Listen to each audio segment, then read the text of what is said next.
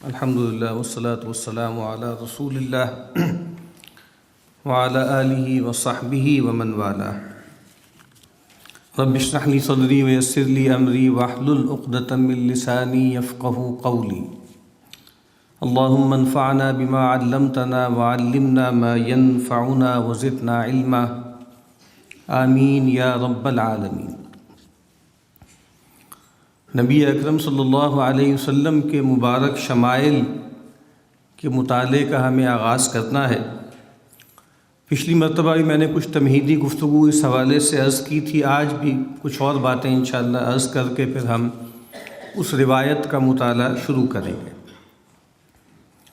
دیکھیے، ایک بات ہم پر واضح رہنی چاہیے کہ اللہ کے نبی صلی اللہ علیہ وسلم کے ساتھ تعلق، محبت کا تعلق، اطاعت کا تعلق، اتباع کا تعلق، یہ ہمارے لیے ہر لحاظ سے ضروری ہے.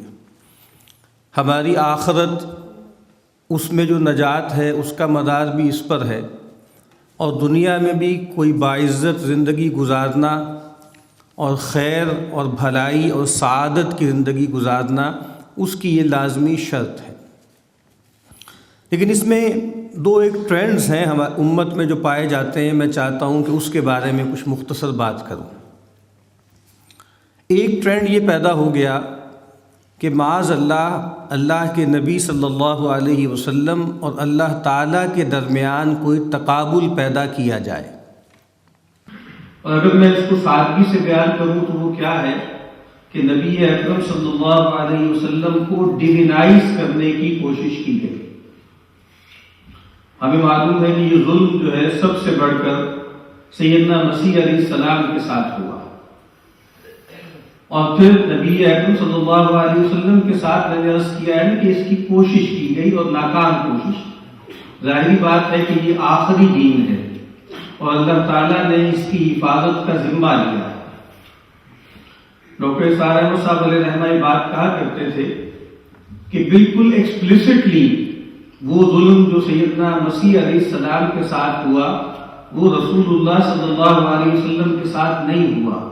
لیکن آپ دیکھیے کہ آپ کے ایک امتی کے ساتھ ہو گیا، آپ کے ایک صحابی کے ساتھ ہو گیا، جو کہ نبی اکرم صلی اللہ علیہ وسلم کے قریبی عزیز بھی ہیں اور خلیفہ راشد بھی ہیں، یعنی سیدنا علی ابن ابی طالب رضی اللہ تعالی عنہ. اس امت میں کچھ لوگ پیدا ہوئے اور انہوں نے یہ کہا کہ سیدنا علی رضی اللہ تعالی عنہ میں اللہ تعالیٰ حلول کر رہے ہیں، یعنی معاذ اللہ وہ گاڈ انکارنیٹ ہے.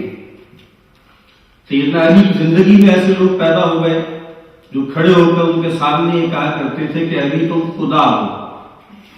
اور جب سیدنا علی رضی اللہ تعالی عنہ نے ان کو سزا دی اور کہا کہ یہ تو بہت ایک فساد فی الارض ہے، یہ ایک ایسا عقیدہ ہے کہ اگر یہ زمین میں پھیلنا شروع ہو گیا تو دین غارت ہو جائے گا، تو انہوں نے ان کو موت کی سزا دی. اور کچھ تاریخی روایتوں میں آتا ہے کہ جب وہ موت کی سزا ان کو دی جا رہی تھی اس وقت بھی وہ لوگ، ان کے اندر یہ گمراہی اتنی سرایت کیے ہوئے تھی کہ انہوں نے کہا کہ علی تم خدا ہو اور ہمیں معلوم ہے کہ تم خدا ہو، اور خدا آزمائش کیا ہی کرتا ہے، خدا آزماتا ہی ہے، تو تم ہمیں آزما رہے ہو معاذ اللہ. تو کہنے کا مطلب یہ ہے کہ نبی اکرم صلی اللہ علیہ وسلم کے ایک امتی، ایک خلیفہ راشد اس امت کے، ان کے ساتھ یہ زیادتی ہوئی، لیکن نبی اکرم صلی اللہ علیہ وسلم کے ساتھ یہ معاملہ کسی عقیدے کے حوالے سے نہیں ہو سکا. اور وہ کیوں نہیں ہو سکا میں عرض کر چکا ہوں کہ آپ اللہ کے آخری نبی اور رسول ہیں.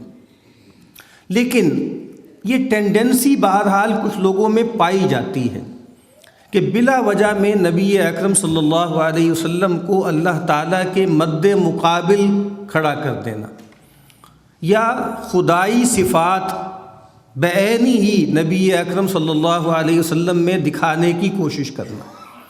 اور جیسے بہانے سے، چونکہ آپ کو معلوم ہے کہ نثر میں، پروز میں اگر آپ یہ باتیں کر لیں گے تو فوراً پکڑ میں آ جاتے ہیں.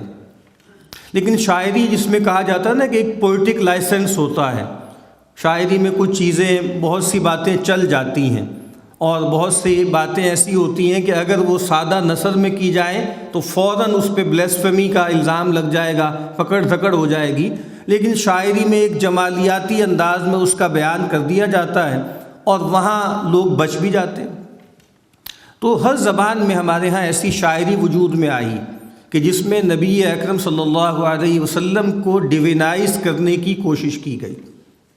اردو میں بھی یہ ہوا، کچھ اشعار بہت مشہور ہیں ہمارے ہاں کہ وہی جو مستوی عرش تھا خدا ہو کر، اتر گیا وہ مدینے میں مصطفیٰ ہو کر۔ یعنی وہی جو مستوی عرش تھا، یعنی اللہ جو آسمان پر تھا، معاذ اللہ وہی اتر گیا، وہ مدینہ میں مصطفیٰ بن کر اس نے ظہور کیا۔ یہ شعر کہ مدینہ کی مسجد میں منبر کے اوپر بغیر عین کے ایک عرب ہم نے دیکھا، بغیر عین کے ایک عرب ہم نے دیکھا، یعنی منبر پر، مسجد نبوی کے منبر پر جو جلوہ افروز ہیں وہ بغیر عین کے عرب ہیں، تو عرب میں سے عین نکال لیں تو کیا رہ جائے گا؟ رب رہ جائے گا نا۔ تو یہ جو انداز ہے، یا نگاہ عاشق کی دیکھ لیتی ہے پردہ، پتہ نہیں کیا لفظ ہے میں بھول رہا ہوں، کو اٹھا کر وہ بزم یثرب میں لاکھ آئیں ہزار جو ہے جی کو بنا بنا کر، کہ بس عاشق کی نگاہ دیکھ لیتی ہے کہ بھئی اصل میں کون جلوہ گر ہے، چاہے وہ بزم یثرب میں آ جائیں ہزار بھیس بنا بنا کر، ہزار روپ اختیار کر کے۔ تو گاڈ انکارنیٹ یا گاڈ پرسونیفائیڈ جو عقیدہ اصل میں نصارہ کا تھا، وہ بھی یہاں پر اختیار کرنے کی کوشش کی گئی۔ اسی لیے ہم دیکھتے ہیں کہ امام بوصیری علیہ رحمہ، ان کا جو قصیدہ ہے بہت معروف ہے، اس میں بہت اچھا انہوں نے لکھا، فرماتے ہیں کہ دعمت دعت النصارى فی نبیہم، کہ نصارہ نے اپنے نبی کے بارے میں جو کچھ کہا اس کو چھوڑ دو، وہاں تک نہ جاؤ، کہ انہوں نے ان کو ابن اللہ کہا، خدا کا بیٹا کہا اور خدا کہہ دیا۔ تو کہا کہ وہ تو نہ کہو وَحْكُمْ بِمَا شِئْتَ مَدْحًا فِيهِ وَاحْتَكِمِ، اس کے سوا جو چاہے ان کی مدح کرو، جو چیز ان کی طرف منسوب کر دو وہ ٹھیک ہے۔ تو وہ جو بات ہے نا کہ رسول اللہ صلی اللہ علیہ وسلم کو خدا نہیں بنانا، اور ایک اور جگہ آگے فرماتے ہیں امام بوصیری وَانْسُبْ إِلَى ذَاتِهِ مَا شِئْتَ مِنْ شَرَفٍ، کہ رسول اللہ صلی اللہ علیہ وسلم کی مبارک ذات کی طرف جو چاہو شرف منسوب کر دو، وَانْسُبْ إِلَى قَدْرِهِ مَا شِئْتَ مِنْ عِظَمِ، اور رسول اللہ صلی اللہ علیہ وسلم کی قدر و منزلت میں جو چاہے عظمت منسوب کر دو وہ ٹھیک ہے۔ کیوں؟ فَإِنَّ فَضْلَ رَسُولِ اللَّهِ لَيْسَ لَهُ حَدٌّ فَيُعْرِبُ عَنْهُ نَاطِقٌ بِفَمِهِ، کہ رسول اللہ صلی اللہ علیہ وسلم کی جو فضیلت ہے اس کی کوئی حد نہیں ہے، کوئی ایسی حد نہیں ہے کہ کوئی زبان سے گفتگو کرنے والا، کلام کرنے والا اس کو اپنی زبان سے بیان کر سکے۔ وہ جو کہا نا کہ بعد از خدا بزرگ توئی قصہ مختصر، لیکن بعد از خدا نبی اکرم صلی اللہ علیہ وسلم کی سب سے بڑی شان کیا ہے کہ آپ عبد کامل ہیں۔ قرآن مجید میں بھی جہاں نبی اکرم صلی اللہ علیہ وسلم کا بہت محبت سے، بہت لاڈ سے تذکرہ ہوتا ہے، تو وہاں آپ کی اس حیثیت کو اجاگر کیا جاتا ہے۔ سبحان الذی اسریٰ بعبدہ لیلا من المسجد الحرام، الحمد للہ الذی انزل علی عبدہ الکتاب ولم یجعل لہ عوجا۔ تو عبداً اذا صلی، تو یہ اس سے اندازہ ہوتا ہے کہ نبی اکرم صلی اللہ علیہ وسلم کی سب سے بڑی شان کیا ہے کہ آپ عبدہ و رسولہ، آپ اللہ کے بندے ہیں اور اس کے رسول ہیں۔ جب سیدہ عائشہ رضی اللہ تعالی عنہا ام المؤمنین نے پوچھا کہ اللہ کے نبی آپ کاہے کو اتنی مشکل اٹھاتے ہیں، پوری پوری رات آپ جو ہے قیام فرماتے ہیں، آپ کے پاؤں مبارک جو ہے وہ متورم ہو جاتے ہیں، تو اگر آپ کے ہاں جانب خیر میں اجتہادی طور پر کوئی کوتاہی ہوئی بھی ہو کسی فیصلے میں، تو اللہ تعالیٰ تو ایمنسٹی دے چکے ہیں، آپ کو معاف کر چکے ہیں۔ لِيَغْفِرَ لَكَ اللَّهُ مَا تَقَدَّمَ مِن ذَنبِكَ وَمَا تَأَخَّرَ، تو آپ کیوں اتنی محنت کر رہے ہیں، آپ کیوں اتنی جو ہے پین لے رہے ہیں؟ تو رسول اللہ صلی اللہ علیہ وسلم نے وہاں پر یہی فرمایا تھا کہ افلا اکون عبدا شکورا، کیا میں ایک شکر گزار بندہ نہ بنوں؟ تو یہ بات ہم پر ہمیشہ واضح رہنی چاہیے کہ نبی اکرم صلی اللہ علیہ وسلم سے جو ہمارا تعلق ہے وہ اللہ واسطے کا ہے۔ دیکھیے اصل میں ہم سے مطالبہ کیا ہے؟ ہم سے مطالبہ ہے اللہ سے محبت کا اور اللہ کے لیے محبت کا، اور اللہ کے لیے محبت سب سے بڑھ کر ہمیں کس سے کرنی ہے؟ رسول اللہ صلی اللہ علیہ وسلم سے کرنی۔ تو اس نسبت کو کاٹ دیں اور ایک انڈیپینڈنٹ حیثیت دے دیں اور معاذ اللہ تعالیٰ کے مد مقابل لانے کی کوشش کریں تو یہ ایک ڈسٹورشن ہے، اس سے ہمیں بچنے کی کوشش کرنی چاہیے۔ دوسری اہم بات کیا ہے کہ نبی اکرم صلی اللہ علیہ وسلم کا، جس طرح میں نے عرض کیا، سب سے بڑا تعارف کیا ہے کہ آپ اللہ کے بندے اور رسول ہیں، آپ رسول اللہ ہیں۔ قرآن مجید سورہ حجرات میں فرماتا ہے وَاعْلَمُوا أَنَّ فِيكُمْ رَسُولَ اللَّهِ، جان لو کہ تمہارے مابین اللہ کے رسول ہیں۔ یہ ان کی بہت سی حیثیتیں ہیں، یہ باپ بھی ہیں، یہ کزن بھی ہیں، یہ شوہر بھی ہیں، یہ عزیز بھی ہیں، ان کا تعلق کچھ لوگوں سے ہم جولیوں کا بھی رہا ہے، اور یہ ہیڈ آف اسٹیٹ بھی ہیں، یہ قاضی القضات بھی ہیں، یہ سپہ سالار اعلیٰ بھی ہیں، یہ سب ہیں، لیکن ان کی اصل حیثیت کیا ہے کہ یہ اللہ کے رسول ہیں۔ یہ بات میں کیوں عرض کر رہا ہوں کہ ہمارے ہاں جو سو کالڈ پڑھے لکھے لوگ ہیں ان میں ایک ٹینڈنسی پائی جاتی ہے۔ جو پہلی ٹینڈنسی میں نے عرض کی ہے ڈیوینائزیشن والی، وہ عام طور پہ لگتا ایسے ہے کہ جاہل قسم کے لوگ، ان پڑھ قسم کے لوگ، جن کو عوام کالانعام کہا جاتا ہے، ان میں یہ ٹینڈنسی پائی جاتی ہے۔ لیکن جو دوسری بات میں اس وقت عرض کر رہا ہوں وہ ہمارے پڑھے لکھے لوگوں کا مرض ہے، اور وہ کیا ہے؟ وہ یہ ہے کہ نبی اکرم صلی اللہ علیہ وسلم کی غلط پریزنٹیشن۔ یعنی کوئی آدمی کیمیکل ٹیکنالوجسٹ ہے، کوئی آدمی ایگریکلچرسٹ ہے، کوئی آدمی ہارٹیکلچرسٹ ہے، کوئی آدمی مینجمنٹ کنسلٹنٹ ہے، کوئی آدمی MBBS ڈاکٹر ہے، کوئی آدمی انجینئر ہے، کوئی آدمی وار اسٹریٹجسٹ ہے۔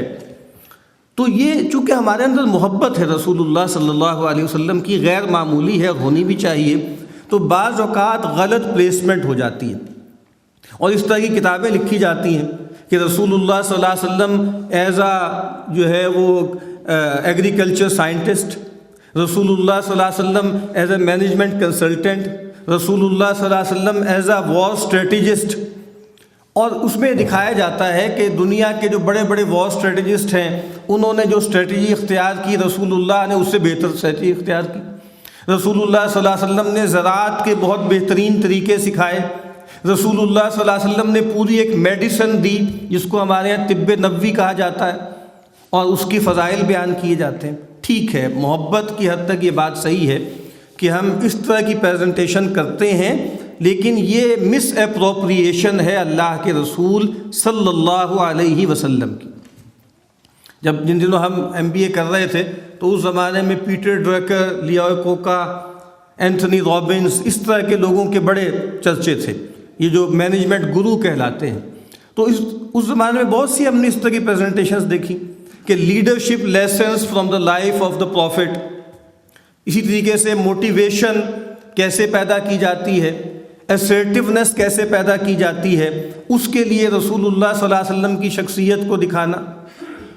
ہم اصل میں کر کیا رہے ہیں؟ ہم اصل میں سکیڑ رہے ہیں رسول اللہ صلی اللہ علیہ وسلم کی شخصیت کو۔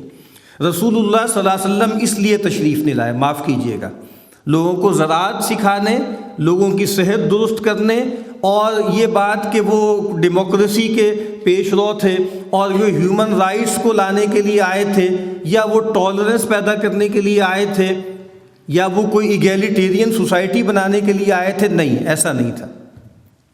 رسول اللہ صلی اللہ علیہ وسلم اللہ کے نبی اور رسول ہیں۔ اگر آپ ان کی اس حیثیت کو نہیں مانتے تو آپ ان کو سب سے بڑا لیڈر مان لیں تو اس سے کوئی فرق نہیں پڑے گا۔ میں اس کی ایک مثال دیتا ہوں۔ نبی اکرم صلی اللہ علیہ وسلم جب مدینہ تشریف لائے تو اہل مکہ کے ہاں چونکہ آپ کو معلوم ہے کہ اس طرح زراعت نہیں تھی، بے آب و گیا بستی تھی وہ، وہاں زیادہ تر یا تو ٹریڈ ہوتا تھا، تجارت ہوتی تھی، یا غلہ بانی ہوتی تھی۔ جب آپ مدینہ تشریف لائے تو آپ ایک جگہ گزر رہے تھے، آپ نے دیکھا کہ لوگ وہاں پر جو ہے کھجور کی کاشت ہوتی تھی، آج بھی بہت غیر معمولی وہاں پہ کاشت ہوتی ہے کھجور کی، تو لوگ گابھا لگا رہے تھے، جو گابھا لگاتے ہیں نا، قلم لگانا جس کو کہتے ہیں۔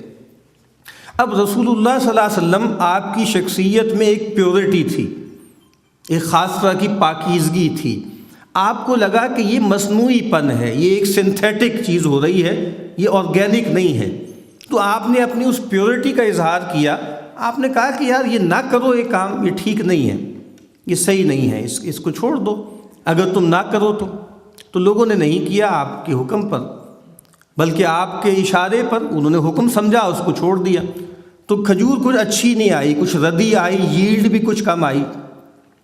تو بتایا گیا، تو آپ نے پوچھا بھئی کیا وجہ ہوئی کہ یہ ایسا معاملہ ہوا؟ تو صحابہ نے عرض کی کہ آپ نے اس طرح فرمایا تھا کہ بھئی اگر یہ نہ کریں تو کیا ہے، تو ہم نے نہیں کیا تھا۔ تو نبی اکرم صلی اللہ علیہ وسلم نے فرمایا کہ دیکھو میری دو حیثیتیں ہیں، انما انا بشر، ایک میں بشر ہوں اور میں زندگی کے معاملات کے بارے میں خاص طور پر جس کا تعلق ٹیکنیکل افیئر سے ہے، کچھ باتیں میں کرتا ہوں، اس میں صحیح بھی ہو سکتا ہوں، مجھ سے کوتاہی بھی ہو سکتی ہے، لیکن میں اللہ کا رسول ہوں، جب میں اللہ کی طرف سے تمہیں کوئی بات بتاؤں تو وہ بات پکی ٹھکی ہے، وہ تمہارے لیے بائنڈنگ ہے۔ اور پھر آپ نے وہ جملہ ارشاد فرمایا جو کہ غیر معمولی جملہ ہے، آپ نے فرمایا انتم اعلم بامور دنیاکم، لوگوں تم اپنی دنیا کے معاملات مجھ سے بہتر جانتے ہو۔ اس سے یہ غلط فہمی نہیں ہونی چاہیے کہ دین اور دنیا کی کوئی تفریق ہے اور معیشت کیسے چلانی ہے، معاشرت کیسے ہمیں جو ہے اس میں لیو کرنا ہے، سیاست کیسے کرنی ہے، نہیں، ٹیکنیکل چیزیں جن کو آج ہم سائنس اینڈ ٹیکنالوجی کہتے ہیں، کچھ سکلز ہوتی ہیں، کچھ سسٹمز ہوتے ہیں، کہا کہ وہ تم مجھ سے بہتر جانتے ہو، تمہارا محاورہ اس میں مجھ سے بہتر ہے۔ تو میں یہ بات عرض کرنا چاہ رہا ہوں، چونکہ یہ ایک بڑا مسئلہ ہو گیا ہے کہ نبی اکرم صلی اللہ علیہ وسلم کی یہ پلیسمنٹ ہم کرتے ہیں، اور اس میں ایک اور جو فیلیسی ہے نا وہ کیا ہے کہ چونکہ ہم ویسٹ سے بہت مرعوب ہیں، اور بتایا جائے کہ رسول اللہ صلی اللہ علیہ وسلم کی شان مثلا حسان ابن ثابت نے یہ بیان کی، مثلا ابو بکر ایسے کرتے تھے، مثلا سیدہ عائشہ ایسے کرتی تھیں، مثلا ابو حنیفہ نے ایسے کی ہے، جیسے امام غزالی نے کی ہے، حضرت شاہ ولی اللہ صاحب نے کی ہے، تو ہم اس پر کوئی کان نہیں دھرتے، کیوں؟ ہمارا پورا جو ایپسٹیم ہے وہ کچھ اور ناموں سے بنا ہے۔ ہمیں بتایا جائے کہ ویسٹ کے کچھ اسکالرز نے، کچھ فلاسفرز نے، سوشولوجسٹ نے، سائیکالوجسٹ نے، نپولین نے کیا کہا ہے، برنارڈ شاہ نے کیا کہا ہے، ٹھیک ہے جی، ٹالسٹائے نے کیا کہا ہے، تو اس کو بہت غور سے سنتے ہیں اور بہت غیر معمولی ویٹیج دیتے ہیں کہ اچھا اتنے سمجھدار لوگوں نے رسول اللہ صلی اللہ علیہ وسلم کو جیسے ایکنالج کر لیا، تو رسول اللہ پھر کوئی چیز ہوں گے، معاذ اللہ معاذ اللہ معاذ اللہ۔ یعنی اس جگہ پر ہم پہنچ گئے ہیں کہ کچھ انگریزی، فرینچ، جرمن نام ہوں اور ان کے حوالے سے ہمیں بتایا جائے کہ رسول اللہ صلی اللہ علیہ وسلم کی یہ شان ہے، تو ہمارے کان کھڑے ہوں اور متوجہ ہوں کہ بھائی اب صحیح بات ہو رہی ہے، اب علم کی بات ہو رہی ہے۔ اس ٹریپ میں نہیں آنا چاہیے۔ میں یہ کتاب لے کر آیا ہوں، میں ایک چھوٹا سا اقتباس اس سے پڑھ کے آپ کو سناتا ہوں، جس سے یہ بات واضح ہو جاتی ہے کہ رسول اللہ اپنی تعریفیں کروانے کے لیے نہیں آئے تھے، اس لیے نہیں آئے تھے کہ لوگ ان کو دنیا کا عظیم لیڈر مانیں، دنیا میں ایک بڑا تاریخ کا دھارا بدلنے کی شخصیت مانیں، نہیں، وہ اللہ کے رسول ہیں۔ اگر آپ ان کو رسول نہیں مانتے، پھر آپ آسمان زمین کے تارے توڑ کے لے آئیں تو کوئی فرق نہیں پڑتا۔ سی ایس لوئس بہت مشہور کرسچن تھیولوجین بھی تھا، فلاسفر تھا، اس نے ایک جملہ کہا ایک زمانے میں، اس نے کہا کہ جیزس کے بارے میں تم کیا کہتے ہو؟ بڑا سخت جملہ کہا، اس نے کہا آئیدر ہی از اے لیونیٹک اور اے لائر اور ہی از لارڈ، یا تو وہ لیونیٹک ہے یا وہ جھوٹا ہے معاذ اللہ، یا وہ پھر خدا ہے۔ یہ بات کہ وہ بڑا اچھا ایک مورلسٹ تھا، جیزس بہت اچھے مورل ٹیچر تھے، ان کی ٹیچنگز بہت اچھی تھیں، وہ بہت اچھی باتیں کرتے تھے، انہوں نے ٹالرنس کو پریچ کیا، انہوں نے یہ کیا وہ کیا. نہیں بھائی، ان کا مطالبہ خیر عیسائیوں کا تو ہر مطالبہ ہے نا، ان کا تو مطالبہ یہ ہے کہ سن آف گاڈ مانو. بھائی یا تو وہ سن آف گاڈ ہے یا وہ جھوٹا ہے معاذ اللہ، درمیان کی بات کوئی نہیں ہے. تو یہاں پر بھی ہم یہی کہیں گے کہ بھائی یا وہ اللہ کے رسول ہیں یا نہیں ہیں. رسول ہیں تو وینریشن نہیں چاہیے، رسول ہیں تو ایمان چاہیے، اور ایمان کے بغیر نجات نہیں ہے. اس بات کو اچھی طرح سمجھ لیں.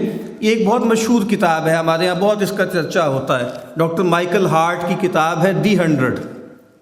ہم بڑے فخر سے تذکرہ کرتے ہیں کہ دیکھیں جب مائیکل ہارٹ نے کتاب چھاپی اور اس نے کہا کہ بھئی جو 100 سب سے انفلوئنشل لوگ کون ہیں جنہوں نے تاریخ انسانی کا دھارا جو ہے وہ بدلا ہے، تو سب سے پہلے کس کو لے کر آئے ہیں؟ رسول اللہ صلی اللہ علیہ وسلم کو لے کر آئے ہیں. لیکن میں بتانا چاہ رہا ہوں کہ اس کے بعد کس کو لے کر آئے ہیں. اس سے آپ کو اندازہ ہو جائے گا کہ وہ پلیس کہاں کر رہے ہیں. اس کے بعد ہے نیوٹن، اس کے بعد ہے جیزس کرائسٹ، اس کے بعد ہے بدھا، کنفیوشس، پھر اس میں لوئی پاسچر بھی ہے، البرٹ آئنسٹائن بھی ہے. رسول اللہ کے علاوہ جو واحد ایک مسلمان اس امت میں سے جو اس لسٹ میں شامل ہوئے ہیں وہ سیدنا علی ہے رضی اللہ تعالی عنہ. ان کو جو ہے وہ 52ویں نمبر پر رکھا گیا ہے. تو میں بس ایک آدھ اقتباس پڑھ کے سنا دیتا ہوں آپ کو. ہمارے یہاں لوگ بڑے فخر سے اس کا تذکرہ کرتے ہیں. تو کوئی نوجوان ہے جو واقف نہیں ہے ہماری پوری روایت سے، وہ کتاب اٹھا کے لے آئے اور اس کو پڑھنا شروع کر دے کہ بھئی رسول اللہ کی بڑی شان بیان ہوئی ہے. کئی علماء سے ہم نے سنا کہ یہ کتاب بہت زبردست ہے. اس کتاب میں پلیسمنٹ کیا ہے رسول اللہ کی؟ پلیسمنٹ یہی ہے کہ ایک ورلڈ ٹرانسفارمر تھے، ایک ورلڈ لیڈر تھے، ایک بہت بڑے کنکرر تھے، اور غیر معمولی اثر ڈالا انہوں نے اسلام پر. لکھتا ہے یہاں پہ کہ بھئی جیزس نے جتنا اثر ڈالا کرسچینٹی پر، اس سے زیادہ اثر جو ہے کرسچینٹی پر کس کا ہے؟ سچا آدمی تھا. اس نے کہا کہ سینٹ پال کا ہے. یعنی سینٹ پال کا انفلوئنس موجودہ مسیحیت پر مسیح سے زیادہ ہے. اور یہ بات بالکل ٹھیک ہے کہ موجودہ مسیحیت کا کوئی تعلق خاص مسیح سے تھوڑا ہی ہے، وہ تو پالزم ہے. پھر رسول اللہ کا تذکرہ کرتا ہے کہ ان کی یہ اچیومنٹ تھی. لیکن میں بتانا یہ چاہ رہا ہوں کہ وہ کیا کہہ رہا ہے. ایک دو جملے بس پڑھ کے میں بات ختم کرتا ہوں. Moreover he is the author of the Muslim holy scriptures the Quran, a collection of Muhammad's statements that he believed have been divinely inspired. یہ کیا کہہ رہے ہیں؟ صاف کہہ رہے ہیں کہ قرآن مجید رسول اللہ کا کلام ہے، رسول اللہ کی اٹرنسیز ہے. اور اس پر وہ کہہ رہا ہے کہ جس طرح بائبل ہے، نیو ٹیسٹمنٹ، وہ اگر جیزس کی اٹرنسیز ہیں تو بہت کمزور ہیں، نسبت بھی کمزور ہے اور لگتا بھی نہیں ہے. لیکن وہ یہ کہہ رہا ہے کہ قرآن مجید کیا ہے؟ قرآن مجید رسول اللہ کا کلام ہے، جس کے بارے میں محمد صلی اللہ علیہ وسلم کا خیال تھا کہ وہ ڈیوائنلی انسپائرڈ ہے. تو اگر کوئی نوجوان یہ کتاب پڑھ کے رسول اللہ کا تعارف حاصل کرے گا تو اس پر کیا بات واضح ہوگی کہ قرآن مجید اللہ کا کلام تھوڑا ہی ہے، قرآن مجید رسول اللہ کا کلام ہے. تو میں بس توجہ دلانا چاہ رہا ہوں کہ اس طرح کی چیزوں سے بہت متاثر نہیں ہونا چاہیے. کچھ عرصے پہلے اور جو ہے ایک ویڈیو بڑی وائرل ہوئی ہمارے ہاں کہ ایک ہندو سادھو سا لہک لہک کے گھوم کے رسول اللہ کی نعت کہہ رہا ہے، خاص بازاری سے انداز میں. اور دیکھو ہم بڑے خوش ہوئے کہ دیکھو یہ کیا کر رہا ہے، وہ کیا کر رہا ہے. یہ سب سستی شہرت کے ذریعے ہیں. رسول اللہ کو ماننا ہے تو رسول مانیے، پھر آپ کا ہندو رہنے کا کوئی مطلب نہیں ہے. تو وہ ورلڈ لیڈر نہیں تھے محض، وہ کوئی ٹرانسفارمر نہیں تھے، وہ کوئی دنیاوی پلین پر کوئی لیڈر نہیں تھے، وہ اللہ کے رسول تھے. ورنہ کیا ہوگا؟ سبط حسن ایک بہت قابل آدمی تھے، کراچی میں رہتے تھے، مارکسسٹ تھے. ان کی ایک کتاب ہے، اس کا نام کیا ہے؟ ان کی کتاب کا نام ہے موسیٰ سے مارکس تک. پھر پورے دین کو اس طرح دیکھا جاتا ہے کہ جس طرح موسیٰ ایک لبریٹر تھے، ایکسپلائٹیشن سے نکالنے والے بڑے لبریٹر تھے، اسی لائن میں مارکس بھی ایک لبریٹر ہے. تو پھر دنیاوی انقلابیوں کی لائن میں آپ موسیٰ کو لے آئیے اور مارکس کو بھی لے آئیے. تو اس لحاظ سے پلیسمنٹ ٹھیک کرنی ہے. دو باتیں میں نے عرض کی ہیں. ایک ہمارے عوام کے اندر فیلیسی ہے کہ معاذ اللہ رسول اللہ صلی اللہ علیہ وسلم کو ڈیوینائز کرنے کی کوشش، اور دوسری فیلیسی ہمارے ہاں پڑھے لکھے لوگوں میں ہے کہ رسول اللہ صلی اللہ علیہ وسلم کی اصل حیثیت اس سے محجوب ہو جانا اور موجودہ دنیا اور اس کے علوم و فنون سے اتنا متاثر ہو جانا کہ رسول اللہ صلی اللہ علیہ وسلم کو اپروپریٹ کرنا ان علوم و فنون کے حوالے سے۔ وآخر دعوانا ان الحمد للہ رب العالمین۔